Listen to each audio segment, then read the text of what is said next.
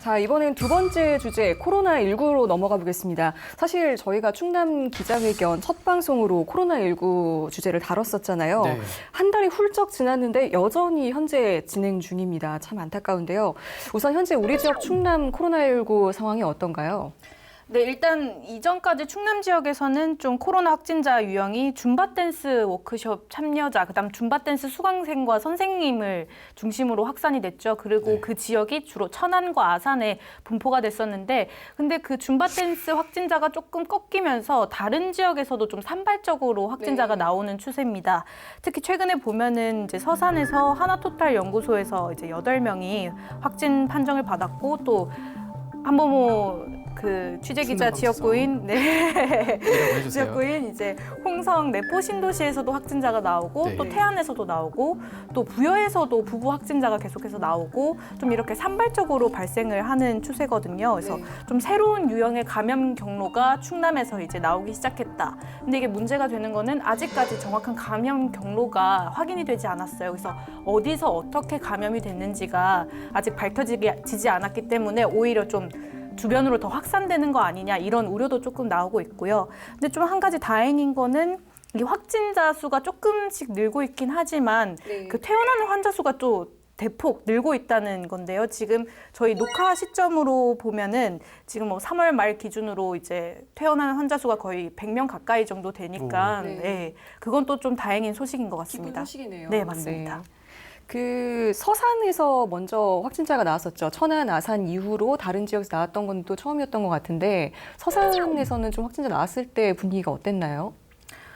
일단 다들 감염 경로에 대해서 엄청 궁금해하는 사람들이 되게 많더라고요. 그리고 그 확진자가 발생하자마자 맹정우 서산시장이 유튜브를 통해서 라이브를 했고, 이게 저희 충남방송 유튜브를 통해서 이제 라이브가 됐을 때 조회수가 상당히 많이 높았어요. 몇천 가까이 갔을 때였고, 그다음에 댓글도 좀 많이 달렸는데, 그래서 결론적으로 어디서 어떻게 감염이 된 거냐를 되게 많이 궁금해했었는데, 아직까지도 그런 감염이 파악되지 않고 있다 보니까 이런 것들에 좀 궁금해하고 이거를 빨리 이제 찾아야 된다 하는 분들도 있고, 그다음에 또 이제 확진자가 나오고 나서 그 주변 지인으로 얘기를 듣기로는 시내 상가나 이런 거리가 아주 텅텅 비었었다고, 뭐 식당도 잘 안 가고 특히 뭐 확진자 다녀간 동선이 공개가 되다 보니까 그런 곳은 일부러 피해 다니고 약간 이렇게 했었다고 하더라고요. 그렇죠. 서산 확진자 같은 경우는 대상공단 안에 있는 이제 하나토탈 연구소에서 직원들이 이제 확진이 되다 보니까 난리였죠, 정말 당시에. 다행히 이제 그 이상으로 확산되지 않아서 천만 다행입니다만, 지금 대상공단 같은 경우는 4월부터 정기 보수가 또 있어서 외부 인력들이 대거 유입이 되고 있거든요. 어쨌든 긴장의 끈을 놓지 않고 방역을 좀 철저히 해야겠습니다.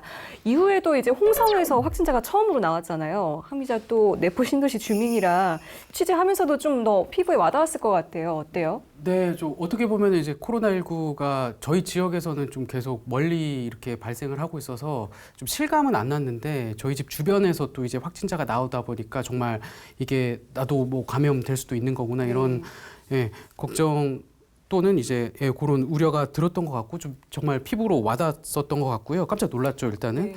좀 내용을 말씀을 드리면, 홍성 첫 확진자는 이제 60대 부부였습니다. 지난 3월 17일 양성 판정을 받았는데요. 내포 신도시의 한 아파트에 이제 거주를 하는 것으로 확인이 됐고요. 남편이 먼저 이제 발열 증상이 있어서 확진 판정을 받았고, 뒤에 이제 부부다 보니까 그 아내도 이제 검사를 받았는데 이제 양성 판정이 나온 겁니다. 감염 경로 다들 이제 일단은 궁금해 하시잖아요. 그런데 이제 이 부부 같은 경우에는 국외 감염 가능성이 이제 제기가 되고 있습니다. 이 부부가 2월 말부터 3월 초까지 두바이를 경유해서 이집트로 여행을 다녀온 것으로 파악이 됐기 때문인데요. 국내 여행사를 통한 단체 관광이었고, 인솔자를 포함해 모두 18명의 일정을 소화했다고 합니다. 충남에서는 부부가 유의를 했고, 다른 나머지 16명은 다른 지역 주민인 것으로 확인됐습니다. 사실 이게 확진자들이 이렇게 사실 다녀간 식당이나 가게들이 피해가 굉장히 심각하잖아요. 아무래도 상호 이름까지 이렇게 공개가 되다 보니까 타격이 크죠. 하지만 안전하지 않나요, 기자? 보건소나 뭐 이런 데서 방역이나 소독을 다 철저히 하잖아요. 네, 그 확인된 직후에 일단은 방역 소독에 들어가고요. 뭐 또 그 접촉한 분들은 바로 이제 자가격리 조치가 되기 때문에 뭐 하루 이틀 정도만 지나면은 제가 알기로는 뭐 그쪽에 이용하셔도 크게 문제는 네. 없는 것으로 알고 있습니다. 맞- 시장 군수들도 뭐 나서가지고 네. 이용하는 것들을 보여주고 막 그랬지 않나요? 네, 맞아요. 네. 그 맹정호 서산시장 같은 경우는 그 직접 본인의 페이스북에다가 그 올리더라고요. 사진을. 그 확진자가 다녀간 식당에서 오늘 밥을 먹었다. 뭐 어제는 어딜 갔다 왔다. 뭐 이렇게 올리는데 저는 참 이게 좋아 보이더라고요. 오히려 네. 시민들이 안심하고 이용할 수 있도록 좀 독려를 하는 게 좋아 보였습니다. 오히려 거기가 이제 검증이 됐다라는 그쵸. 걸 예. 보여주는 거죠. 예. 사실 방역 소독하면 그 그쵸. 코로나 바이러스가 사멸을 한다고 해요. 예. 그래서 안심하고 이용하셔도 좋습니다. 자, 이제 홍성에 의해서 태안에서도 첫 확진자가 나왔어요. 근데 이제 네. 태안 주민은 아니었던 걸로 아는데요. 네, 좀 태안군 입장에서는 방역 당국 입장에서는 좀 억울한 측면이 있을 것 같은데요. 태안 주민은 아니고 잠깐 스쳐간 그 여행객이 확진 판정을 태안에서 이제 받았기 때문입니다. 3월 17일부터 1박 2일간 30대 여성 A 씨가 지인과 함께 이제 태안으로 여행을 왔던 거죠. 네. 그런데 갑자기 이제 이 여성이 둘째 날 태안군 보건의료원 그 선별진료소를 찾게 됩니다. 뭐 특별한 증상은 없었다고 해요. 코막힘 정도 있었다고 하는데 네. 왜 그러면은 갔을까요? 그 사실 이 여성이 펜싱 국가대표 선수였는데 3월 초에 헝가리에서 열린 국제대회에서 국제대회 출전을 했는데 이제 그 같이 대회에 출전했던 선수가 코로나19 확진 판정을 받은 겁니다. 그 얘기를 듣고 이제 본인도 같이 대회에 출전했기 때문에 한번 이제 가서 검사를 받아보자 이러고 가서 이제 검사를 받고 거주지인 충북의 진천으로 떠났는데 그 이후에 확진 판정이 나온 거죠. 그런데 보니까 또 이제 대한 펜싱 협회에서 그 헝가리가 그때 이제 비상 사태였기 때문에 코로나19로 그 기간에 이제 대회가 열렸기 때문에 선수들에게 국내에 복귀하자마자 귀국하자마자 자가격리를 공고를 했다고 해요. 그런데 어떻게 보면 이런 지침을 어기고 태안으로 여행을 왔다가 이제 확진 판정을 받은 거죠. 참 그로 인한 피해도 참 막심하잖아요. 그 자가격리 지침 좀 잘들 지키셔야 될 것 같습니다. 그에 비해서 당진, 청양 이쪽은 아직 청정 지역이에요. 확진자가 한 명도 나오지 않았는데 공교롭게도 우리 취재요정 출입처만 유일하게 그렇네요. 다행입니다. 저 때문인가요? 자, 이 코로나19 확산을 막기 위해서 전국적으로 이제 사회적 거리두기 이런 운동이 진행이 됐었잖아요. 이거 어떤 건가요, 취재요정? 일단 사회적 거리두기 운동 다들 잘 알고 있을 테지만 조금 설명을 해드려야 될 것 같은데요. 이게 정부가 좀 집단 감염이 우려되면서 좀 강도 높은 대책을 내놨습니다. 그게 뭐 3월 22일부터 일단 4월 5일까지 15일 동안 사회적 거리를 좀 둬야 된다 하면서 이제 시민들하고 국민들한테 동참을 사실 호소했거든요.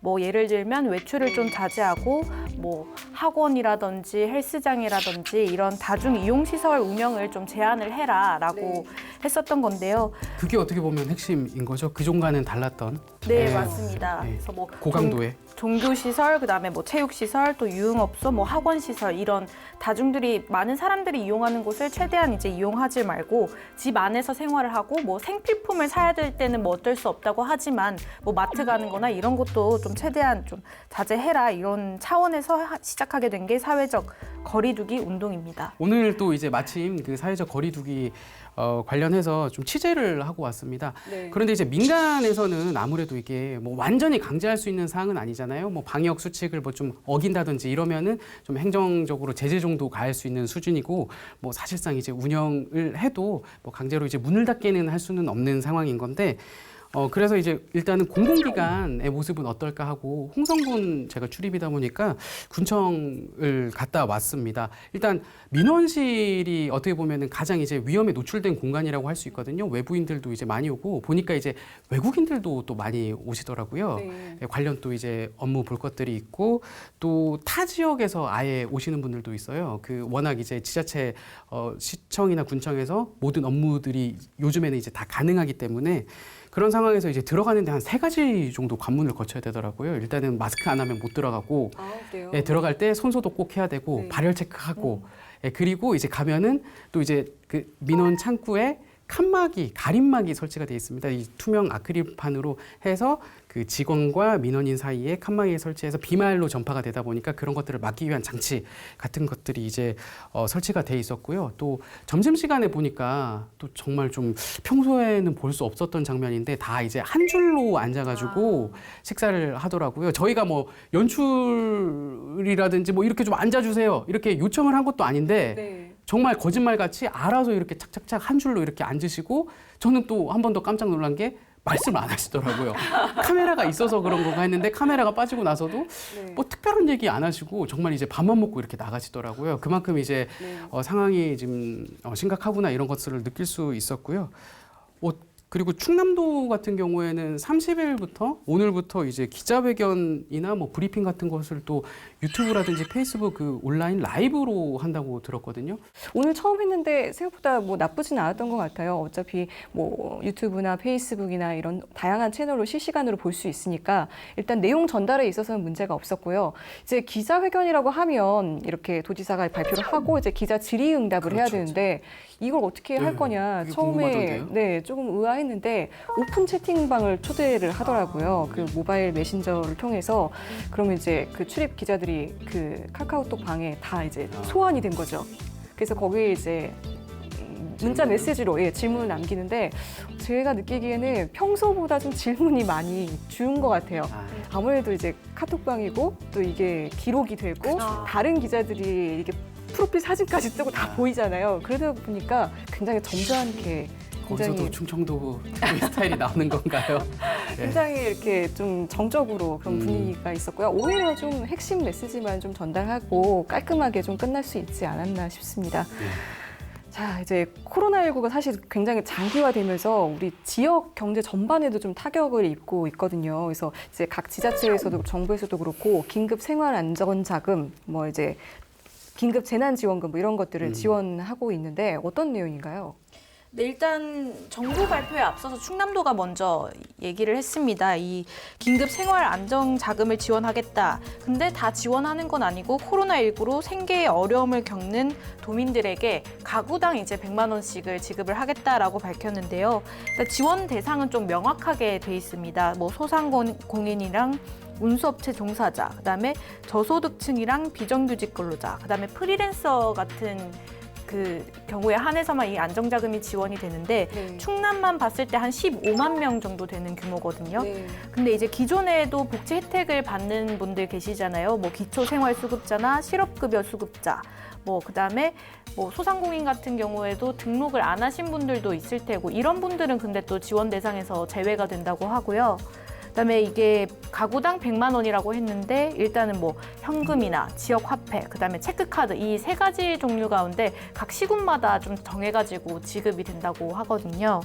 그래서 총 비용만 따졌을 때는 한 1,500억 원 정도 네. 예상이 되고 또 정부에서도 긴급 재난지원금을 소득 70% 기준으로 해서 지급을 하겠다 이게 밝혔는데 그 충남도에서 그 이거를 발표했을 때 기자들이 질문을 했어요. 이렇게 만약에 나중에라도 정부에서 지원금을 주면 중복 지원이 가능한 거냐라고 했을 때 충남도는 그건 아니다. 중복 지원은 안 되고 일단 충남도 기준으로 뭐 4월 달 중으로 일단 지급을 한다고 했는데 해당되는 사람은 둘 중에 한 가지만 받을 수 있도록 하는 것으로 중복 지원은 안 된다라고 이렇게 명확히 밝혔었고요. 그다음에 충남도에서도 밝혔지만 또 시군마다 좀 각자적으로 또 이제 지원하는 정책들이 조금 있더라고요. 그 서산에서는 그 확진자들이 다녀가는 식당들 위주로 이제 추가로 100만 원을 더 준다고 어. 했거든요. 이것도 어떻게 보면은 그 지자체 그 예산 그 재정 상황에 따라서는 좀 네. 부익부 빈익빈이 좀 있을 수 있겠다 이런 생각이 드네요. 물론 안 주는 것보다 낫겠지만 실제로 이런 지원들이 그 피해 주민들한테 도움이 될까요? 일단 주민들의 반응을 좀 소개를 해드릴까 하는데요. 좀 찬반이 엇갈리는 것 같습니다. 네. 아무래도 지금 너무 불경기잖아요. 네. 모두가 어려운 상황이니 우선은 뭐 나중에 이제 뭐 돌려주는 한이 있더라도 당장 이제 발등에 불이 떨어졌으니 정말 줬으면 좋겠다. 정말 가뭄의 단비가 될 것 같다. 네, 이렇게 찬성하는 측도 있고요. 네. 뭐 반대 측의 이제 논리를 보면은 좀 현금 퍼주기식 땜질 처방 아니냐. 예, 이런 의견도 뭐 만만치는 않은 것 같습니다. 어차피 또 나중에 우리가 세금으로 다 메워야 될 돈들이다.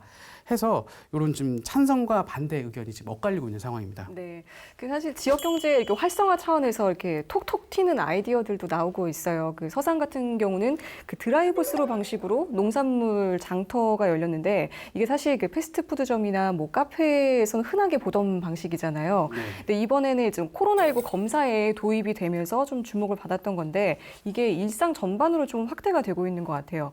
그 서산 같은 경우는 이제 학교 급식에 납품을 못하거나 뭐 수출길이 막힌 그 농산물을 팔아주자는 의미에서 이렇게 장터를 연 건데요.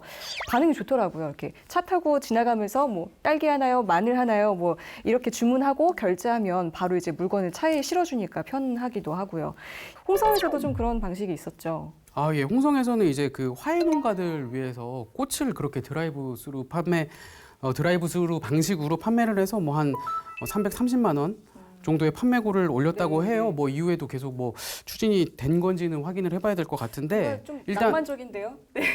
그러니까요. 차에서 꽃을 이렇게. 네, 저도 사진으로 일단은 이렇게 봤는데 뭔가 이제 로맨틱한 분위기도 연출이 될 수도 네. 있겠더라고요. 어떻게 네. 예, 한번 다녀오시죠. 네, 홍성 한번. 알겠습니다. 자, 참 많은 분들이 코로나19 때문에 몸도 마음도 많이 지치셨을 텐데 하루빨리 평온한 일상으로 돌아가길 바라겠습니다.